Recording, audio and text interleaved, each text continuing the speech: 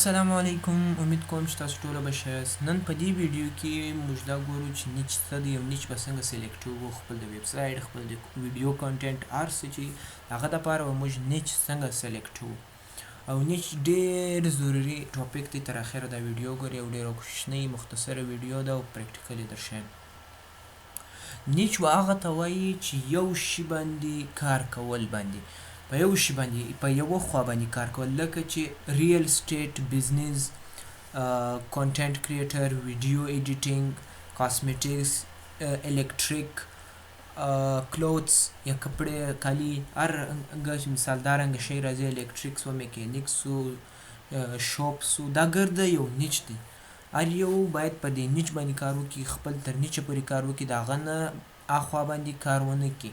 یعنې که ته یو ویب سایټ باندې ته خرڅوې الکتریک سامان، یعنې چې بیا سبا ته د هغه الکتریک سره ته او نور شیان هم خرڅوې، ځکه چې ستا ویب سایټ چې کښته سي هم د دې وجې کښته کېږي چې ته یو شی خرڅوې، یو نیچ باندې کار کوي، بیا د یو نیچ سره بل نیچ هم سره کنیکټ کړي.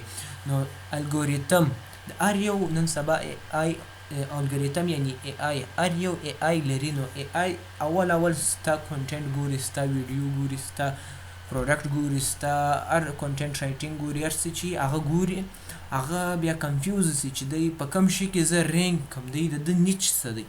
نو یو نیچ به سلیکټوئ، یو نیچ باندې به کار کوئ.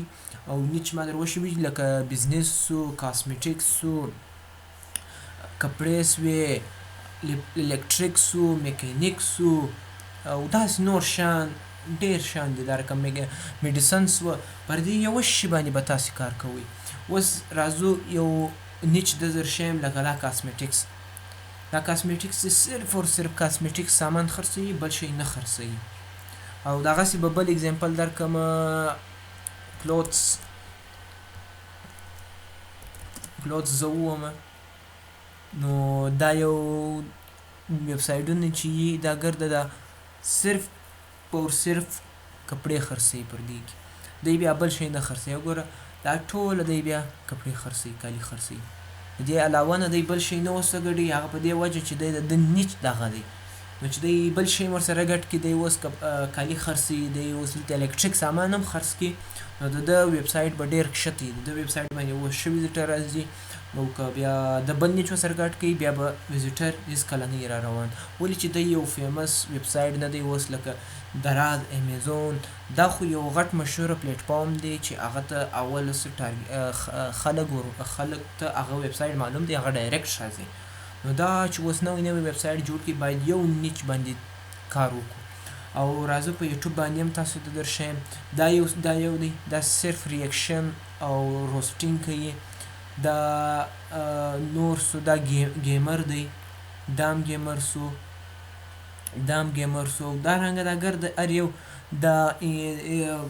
داسې نور ګرده هر یو خپل کانټینټ لري. دا یو رقم ګیم یې نیولی دی، دا بل رقم سو.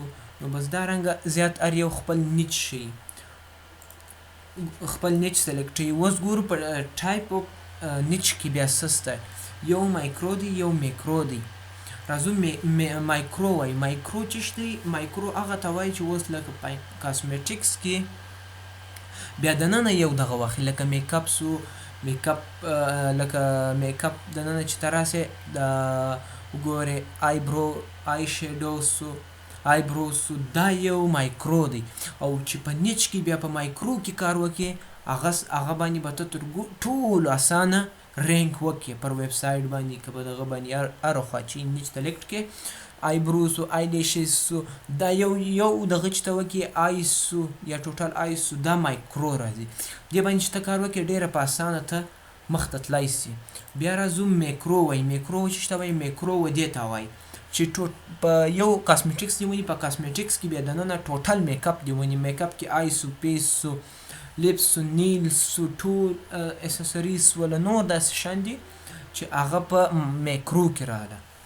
نو امید کوم چې تاسو سر په خلاصه وي. که هر څه کوشن لرئ په کمنټ کې ما څخه ووایئ، او د خدای په امان.